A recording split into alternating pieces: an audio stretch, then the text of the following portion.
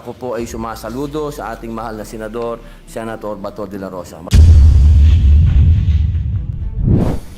Mr. President, I move that we transfer from the CAL for Ordinary Business to the CAL for Special Orders Committee Report number 468 on Senate Bill number 2944. This is the bill amending RA number 11696, the Marawi Siege Victims Compensation Act of 2022. So move, Mr. President. Any objection? There being none, motion is approved. I move that we consider Senate Bill number 2944 under Committee Report number 468. Is there any objection? There being none, the motion is approved. Consideration of Senate Bill number 2944 is now in order. The Secretary will read only the title of the bill without prejudice to inserting into the record the whole text thereof.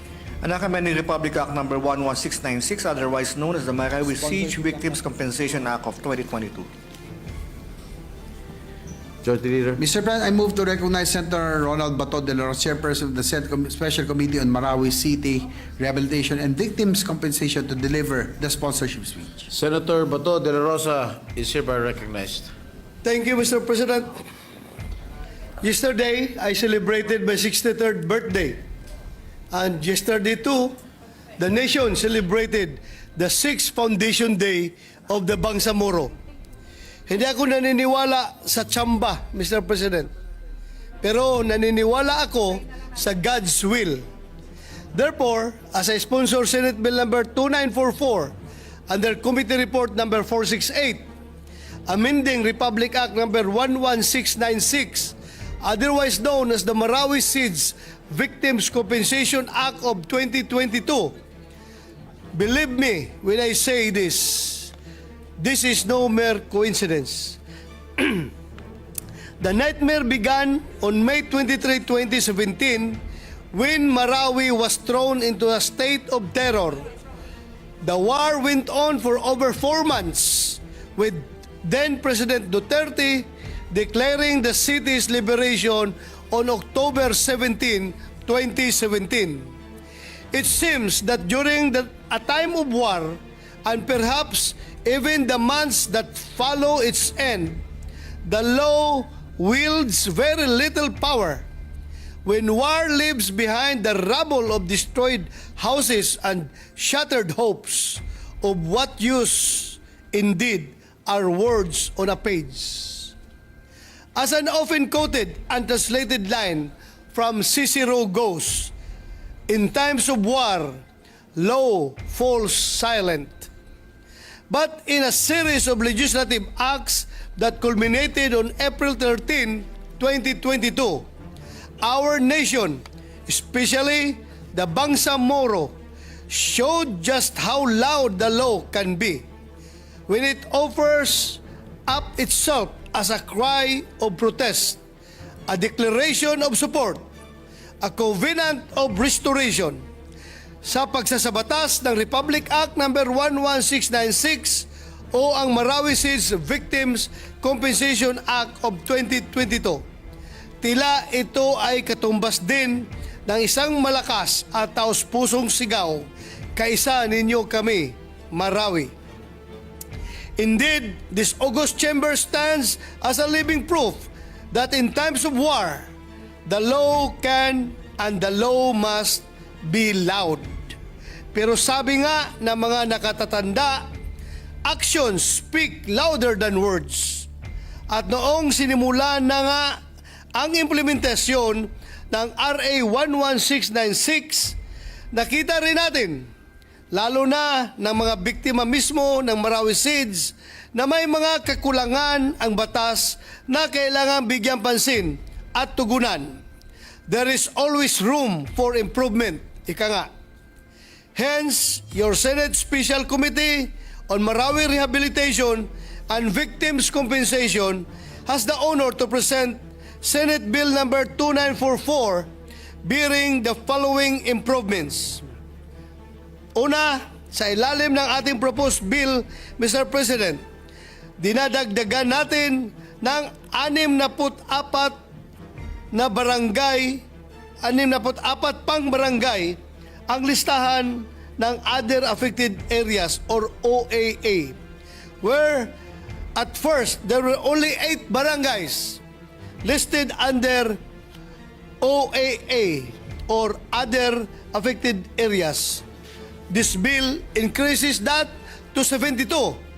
Ito po ay opisyal na mungkahi ng City Government of Marawi dahil kulang na kulang raw po ang listahan ng mga barangay na nakasaad sa current version ng RA 11696. Nakita rin ito sa naging updated post-conflict assessment report of Task Force Bangon Marawi. Pangalawa, ang pagdidetermina ng replacement cost, totally destroyed assets at repair cost. Sa ilalim ng kasalukuyang batas, walang nakasaad na kahulugan ng replacement cost. This was expressed instead in the Implementing Rules and Regulations or IRR. With this bill, we are removing the responsibility from the IRR and placing it within the law itself.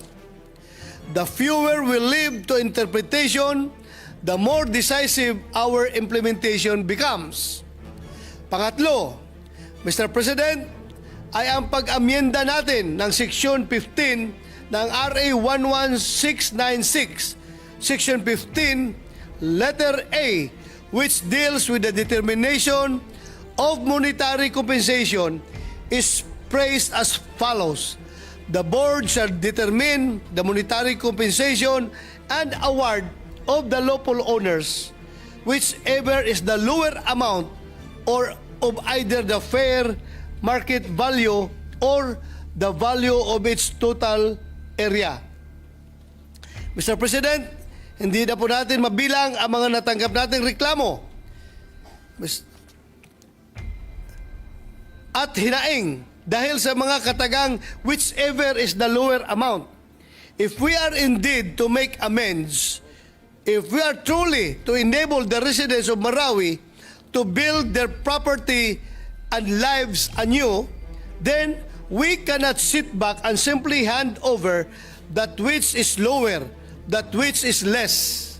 And so, under this proposed measure, Mr. President, we are deleting the phrase whichever is the lower amount and simplifying it to be the equivalent of either replacement or repair cost. Pang-apat, Mr. President, dahil may dinagdag tayong mga barangay, nagbibigay tayo ng 1-year extension para sa pag-file ng mga bagong claims for compensation. Panlima, Mr. President, ay ang pagsasaad na ang panibagong basihan na gagamitin para sa monetary compensation at award ay magkakaroon ng retroactive effect.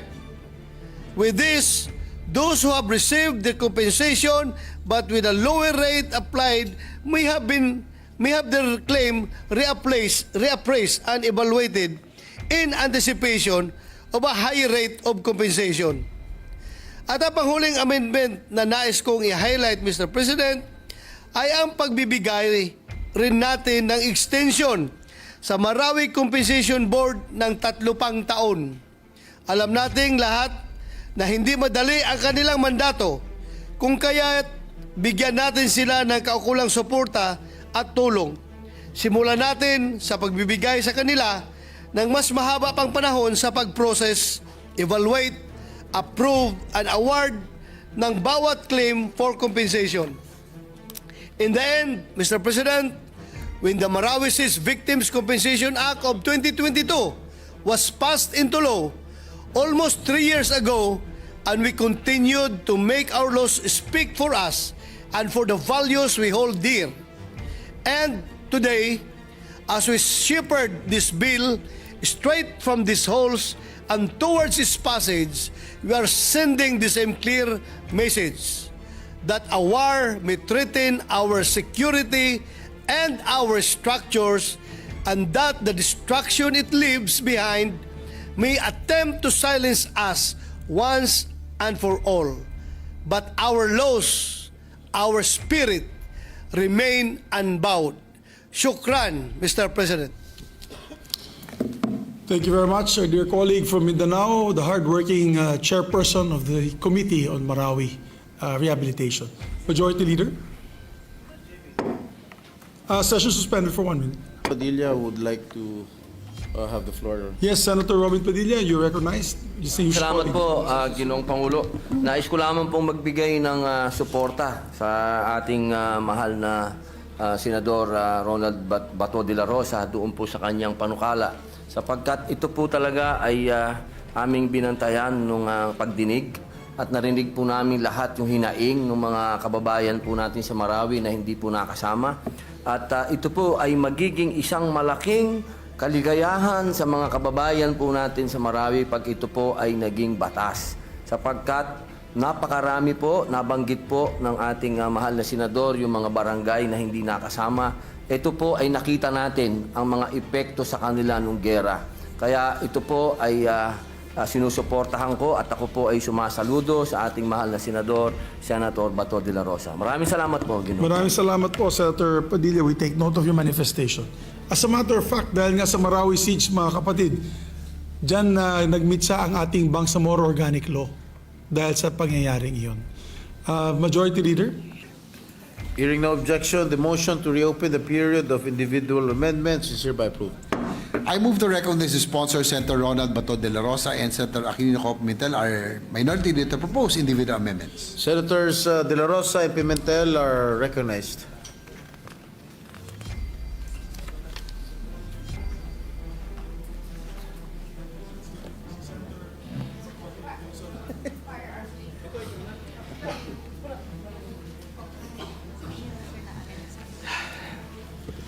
Thank you, Mr. President.